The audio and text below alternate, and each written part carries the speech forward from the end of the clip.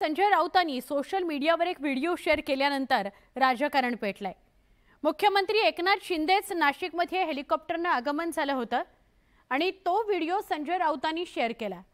सुरक्षा कर्मचाऱ्यांकडे असलेल्या बॅगवरून संजय राऊतांनी केलेल्या दाव्यावरून सत्ताधारी आक्रमक झालेले आहेत।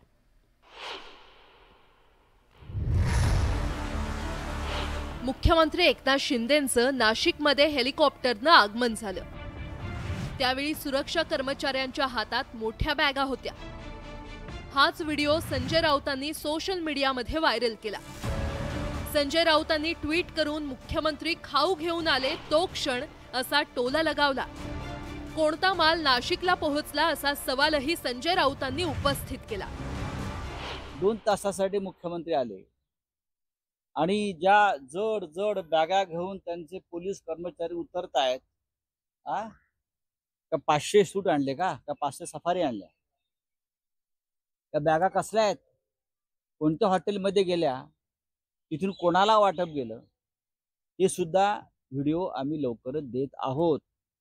जिथून हे लोक पैसे घेऊन गेले आणि मुख्यमंत्र्यांनी दिले, कोणाला दिले, कसे दिले, बॅगा उतरतायत ना, असे उचलता येत नाहीत पोलिसांना।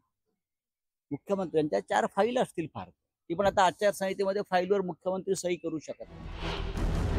नाशिकमध्ये पैशांचं वाटप झाल्याचा आरोप केल्यानंतर शिवसेनेकडून देखील पैशांच्याच भाषेत उत्तर देण्यात आलं। तुम्ही काय त्या संजय राऊतच्या स्टेटमेंटला महत्त्व देता? मूर्ख माणूस आहे तो। त्याच्या डोळ्यामध्ये नोटा मोजायचं मशीन बसवलेलं आहे। 13-14 कोटी रुपये मोजतो बी 2 बॅगामध्ये 13-14 कोटी। कधी पाहिल्यात का यांनी नोटा त्या? अरे 13-14 कोटी जर घेऊन जायचं असेल तर त्याला कंटेनर घेऊन जावं लागतं, जे आता आम्ही पहिले कधी काळी मातोश्रीला दिलेले। संजय राऊतांना पराभव दिसत असल्यानं त्यांच्याकडून अशी वक्तव्य केली जात असल्याचा टोला चंद्रशेखर बावनकुळेंनी लगावला। जेव्हा पराभव होतो, पराभवाचे लक्षणे दिसतात, तेव्हा असे वक्तव्य करणे हे नॉर्मल आहे, हे ते बोलतच राहणार।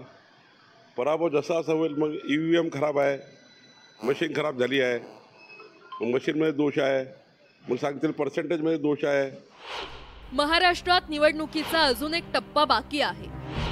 20 मे रोजी 5व्या टप्प्यात राज्यातील सर्व मतदारसंघातील मतदान पूर्ण होणार आहे।